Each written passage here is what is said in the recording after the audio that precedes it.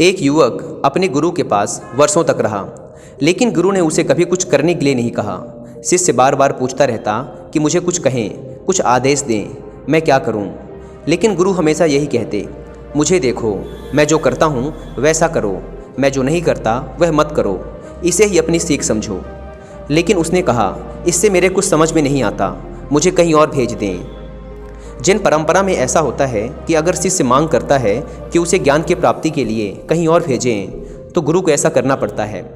तो गुरु ने कहा, ठीक है, यहाँ से कुछ मील दूर एक सराय है, वहाँ जाके तू 24 घंटे ठहर, वह सराय का मालिक तुझे बहुत कुछ सिखा देगा।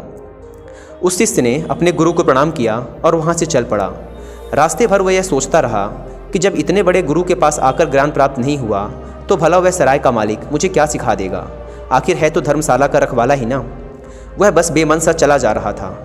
वह जब उस सराय के पास पहुंचा, तो उस सराय के मालिक की शकल सूरत देखकर उसका दिमाग खराब हो गया। उसने सोचा कि भला यह मुझे क्या सिखाएगा। लेकिन क्या 24 घंटे तो रुकना ही था, गुरु का आदेश था। साथ ही गुरु ने यह भी कहा था कि देखते रहना, क्योंकि वह धर्मशाला का मालिक शायद कुछ कहे ना, मगर देखते रहना, गौर से जांचते रहना। इसलिए शिष्य उसे ध्यान से देखता रहा। उसने देखा कि वह दिन भर धूल झाड़ता रहा।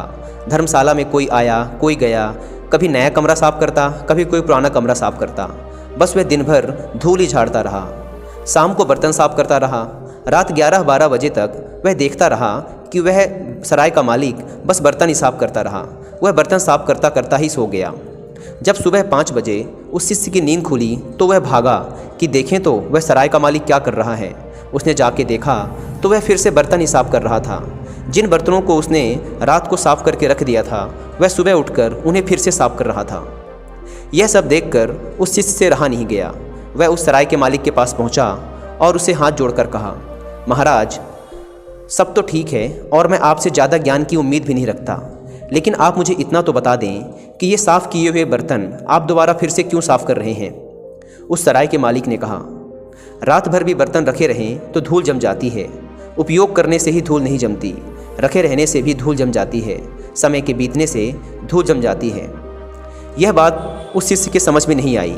वह गुस्से में अपने आश्रम वापस लौट गया और गुरु के पास जाकर चिल्लाते हुए बोला, आपने मुझे कहाँ भेज दिया था? उस इंसान के पास। उससे क्या सीखना? वो तो हद पागल इंसान है। वह तो बर्तनों को ही घिसता रहता है। रात 12 बजे तक बर्तन साफ करता रहा और सुबह उठकर फिर से उन्हीं रात को साफ किए हुए बर्तनों को दोबारा साफ करने लगा। गुरु ने कहा, तू भी यही कर ना समझ, इसलिए तुझे वहाँ भेजा था। रात भी घिसते घिसते ही सो जा और सुबह उठते ही फिर से घिस, क्योंकि रात भी सपनों के कारण धूल जम जाती है और समय बीतने के साथ ही धूल जम जाती है। दोस्तों, इस कहानी में जिन मास्टर अपने शिष्य को सिखाना चाहते थे कि समय बीतने के साथ हमारे दिमाग में नकारात्मक विचारों, हीन भावना, हिंसा, क्रोध आदि की धूल जम जाती है। इसलिए इस धूल को रोज़ साफ करते रहना चाहिए, क्योंकि हमारा दिमाग ऐसा ही बनाया गया है। अगर इसमें कुछ पॉजिटिविटी नहीं डालेंगे तो ये नेगेटिविटी को अपने आप ही आकर्षित कर लेता है। यहाँ जैन मास्टर सिखाना चाहते हैं कि अगर हमें अपने लक्ष्यों को प्राप्त करना है तो अपने आप को हमेशा याद दिलाते रहें कि आप कौन हैं, आपके लक्ष्य क्या हैं और आप क्या पाना चाहते हैं। क्योंकि समय के साथ नकारात्मक विचारों की धूल हमारे लक्ष्य को धुंधला करती चली जाती है। इसलिए यदि लाइफ में कुछ भी अचीव करना है तो एक अचीवर की तरह, एक विजेता की तरह हमेशा खुद को याद दिलाते रहें कि आप कौन हैं, आपकी मंजिल क्या है। इसलिए जिन गुरु ने शिष्य से कहा, तू भी अपने मन को लगातार साफ कर, दिन भी साफ कर और रात भी साफ कर, साफ करते करते सो जा और उठने के बाद भी साफ कर, अगर तुझे असल में ज्ञान और शांति प्राप्त करनी है तो।